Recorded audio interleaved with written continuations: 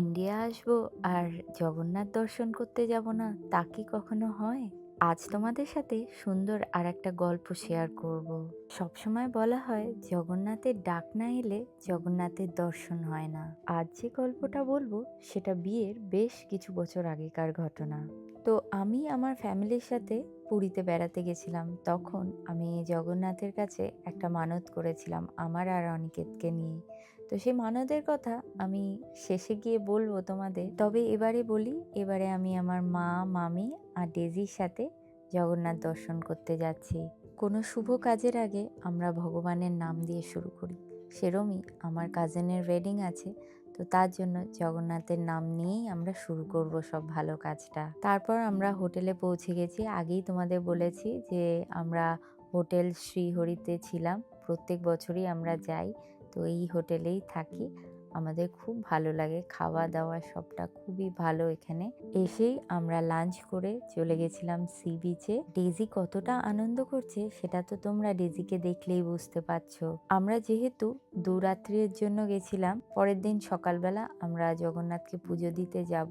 আর তার আগে আজকে আমরা সি বিচে এনজয় করলাম, একটু মার্কেটিং করব ভেবেছি।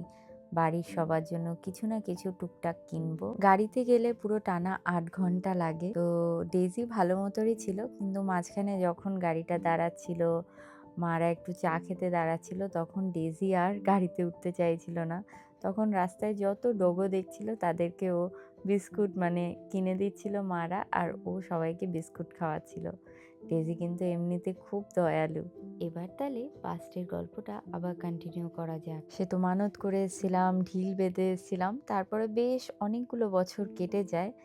তারপরে অনিকেতের সাথে আমার বিয়ে ঠিক হয়। আর তোমরা তো জানো যে আমি মা বগলাকে কতটা বিশ্বাস করি। তো তাই জন্য আমার বিয়ের প্রথম কার্ড আমি মা বগলাকেই দিয়েছিলাম। তো যখন মা বগলাকে কার্ড দিতে গেছিলাম, তখন যিনি পুজো করেন উনি হঠাৎ মায়ের কাছে কার্ডটা দিতে দিতে বলল, দাঁড়া দাঁড়া, একটা কথা বলবো তোদের।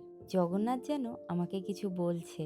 তখন উনি আসনে বসেছিলেন আর বসে বসে বললেন যে, দাঁড়া, জগন্নাথ আমায় বলছে বিয়ের পর যে কোনো অন্য জায়গায় বেড়াতে যাওয়ার আগে সর্বপ্রথম কিন্তু পুরীতে যাবি আর জগন্নাথ দর্শন করবি।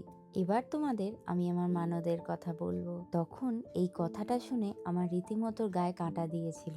এখন বলতে অসুবিধা নেই, আমি মানত করেছিলাম আমার আর অনিকেতের বিয়ে হয়ে গেলে আমি বিয়ের পর অন্য কোনো জায়গায় যাওয়ার আগে আমি আর অনিকেত একসাথে এসে তোমাকে পুজো দেব। সেদিন আমি বুঝতে পেরেছিলাম ভগবানকে মন থেকে ডাকলে ভগবান ঠিক সাড়া দেয়।